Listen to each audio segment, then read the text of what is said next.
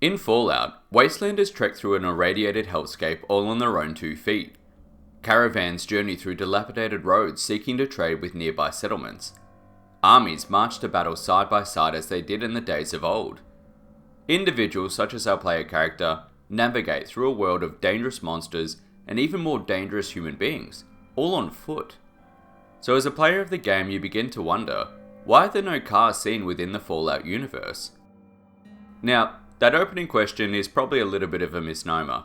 Within the series, there is evidence that some members of humanity, and even mutants, still do use automobiles to get around the Wasteland.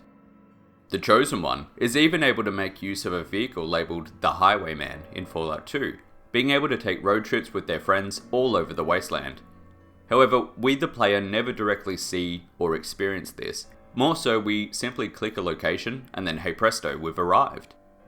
In all other references to motor vehicles, we don't get to experience them at all.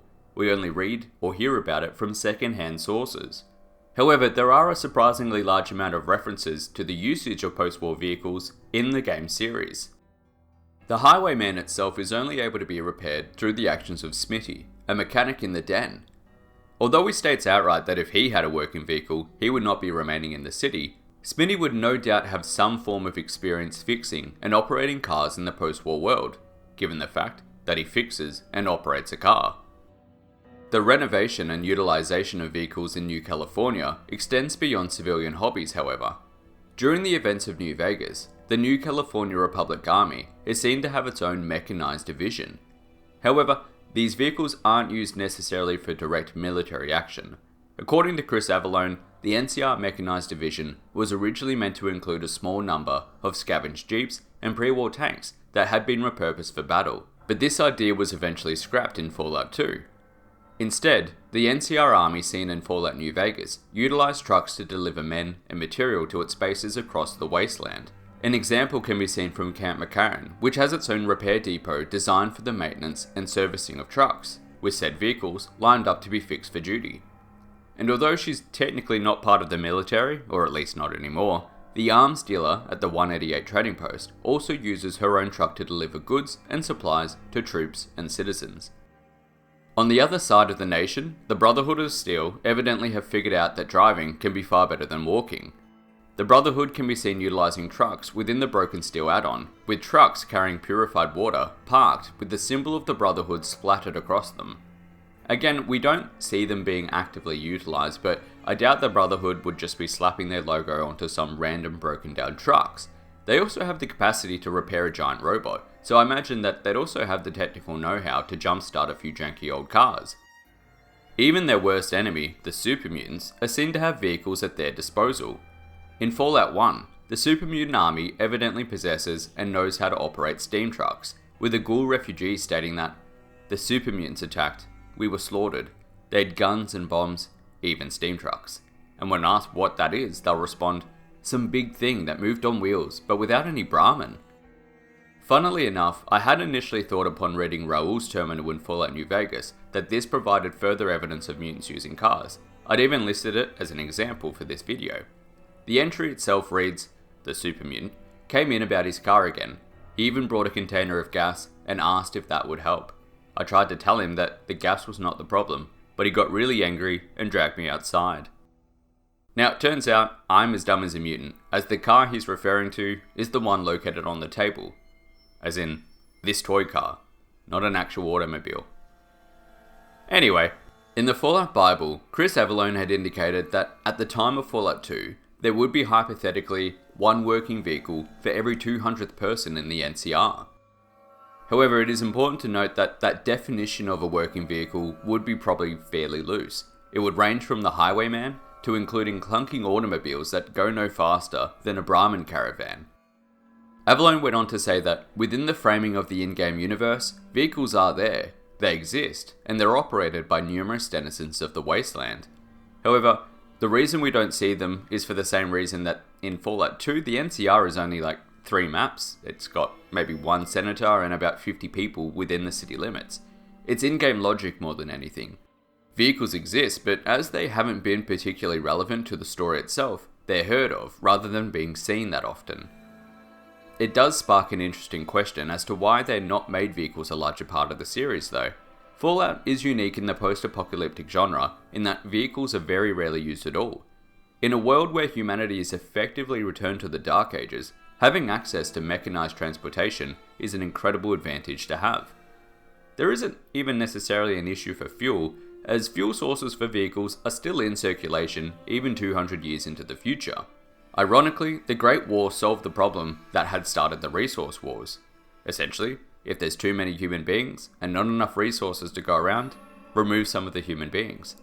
Thanos would have been proud.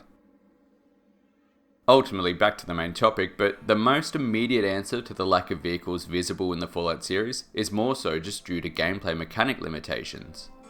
Matt Norton, one of the lead designers for Fallout 2, had stated that the Highwayman was originally going to be far more important to the game. Options were even considered to allow the player to customize their vehicle with armor, weapons, make it go faster, as well as being able to actively control and show visuals of the moving vehicle. However, the in-game engine just simply wasn't up to the challenge of programming and running the animation of the car for the game. Even 10 years into the future, games such as Fallout 3 and New Vegas had in-game engine limitations which would not have facilitated the usage and controls of vehicles at all.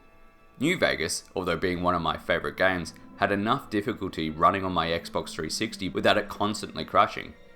I remember the whole console just dying on me when I threw a grenade within the Mojave Outpost bar. If we added a car into the mix, I think the entire console would have just imploded in upon itself.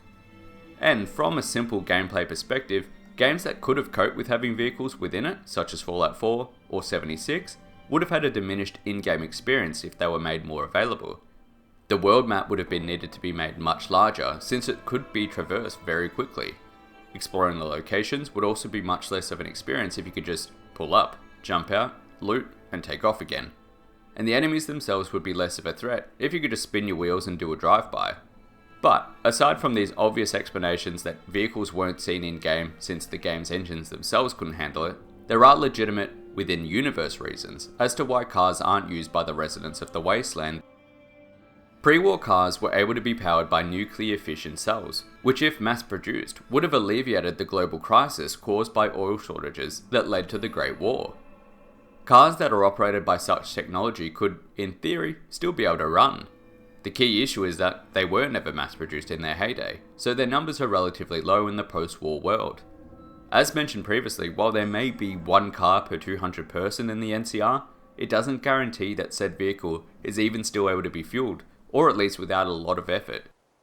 When it comes to standard cars that just run on oil, it probably becomes even more problematic. The shelf life for standard engine oil is anywhere between 2 to 5 years, with opened oil degrading in quality immensely in the space of 1 year. The oil found around the Wasteland would therefore be far less effective at fueling vehicles compared to in the past. Obviously, there would still be oil reserves in the world. The former Poseidon Energy oil rig was one of these, but the chances of anyone having the operating equipment and technical know-how to extract the resource would be basically zero. Chris Avellone had also stated in Fallout Bible that fuel isn't even the main issue with the lack of vehicles. It comes down more so to the lack of degradable parts that are necessary to operate a vehicle, such as tyres. The average life cycle for car tyres would be 5 to 6 years based on how much wear and tear they experienced. But even unused tyres that are on the shelf will expire eventually within a decade at most. Again, there's still tyres around, but they're in such bad condition that they're just used almost purely for scrap. If you put them onto a working post-war vehicle, the vehicle would probably just skid around the place since there'd be no traction on them, and would probably be more dangerous than just walking.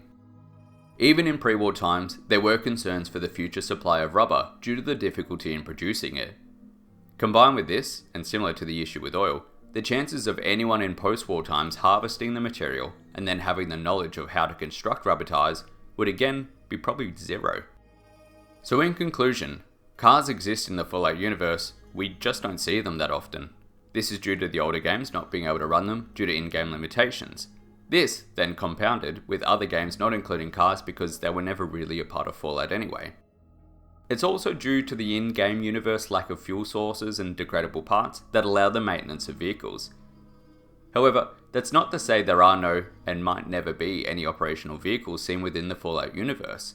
According to the in-game history, the Midwest never experienced a situation like the Rust Belt and remained an operational base of industry for pre-war America.